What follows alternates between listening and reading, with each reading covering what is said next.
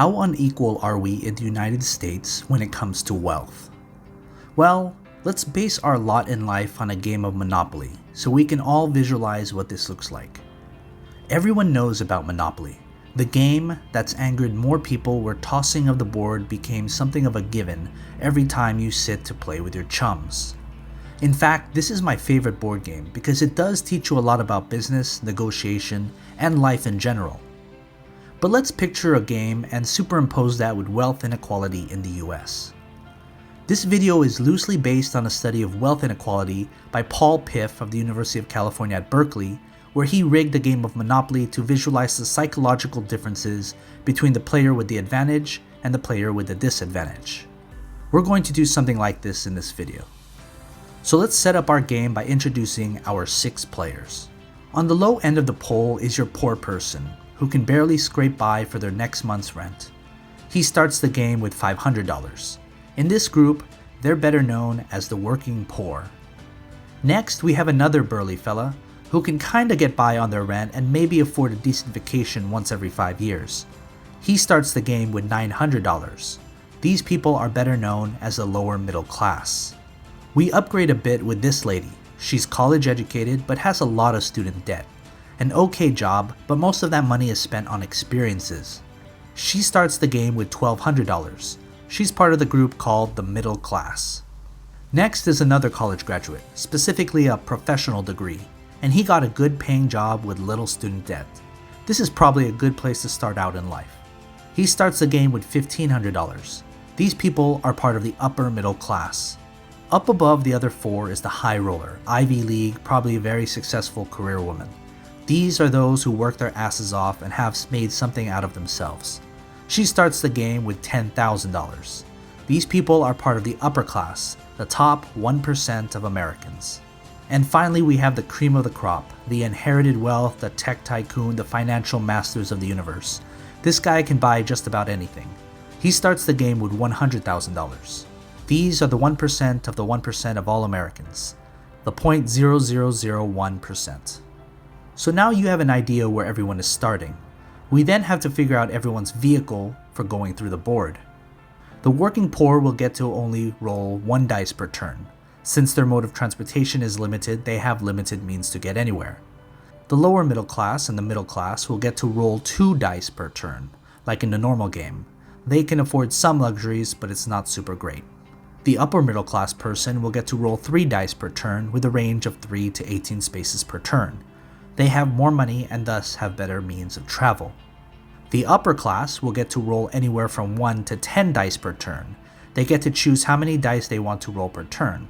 They've made so much money, they've earned the right to.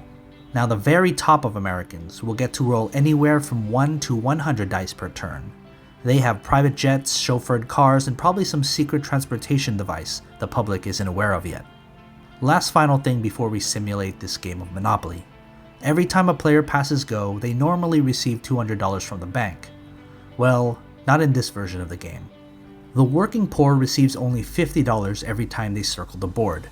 The lower middle receives $100 every time, and the middle class receives $200. The upper middle class player receives $400 every time they pass go. The upper class player receives $1,500 every time they circle the board. And lastly, the very top player receives $10,000 every time they pass go. If you're wondering, that very top player with their option to roll up to 100 dice per turn can collect anywhere from $20,000 to $150,000 every turn, every time they pass go.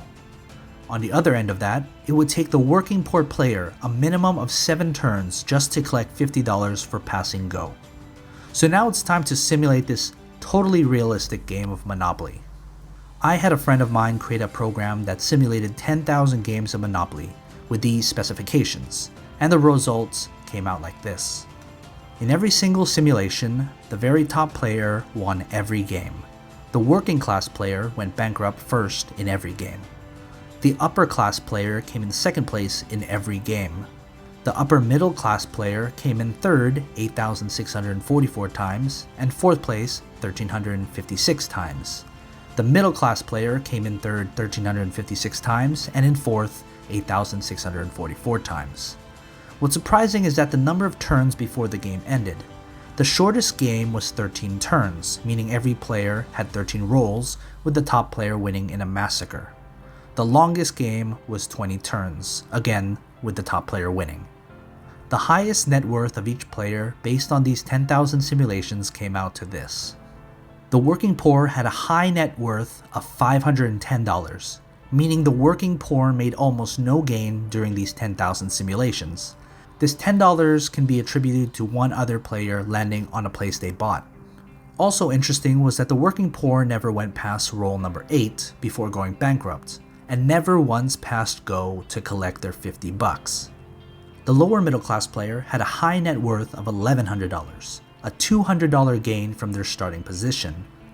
This likely is due to someone landing on their property and a 100% gain for passing go.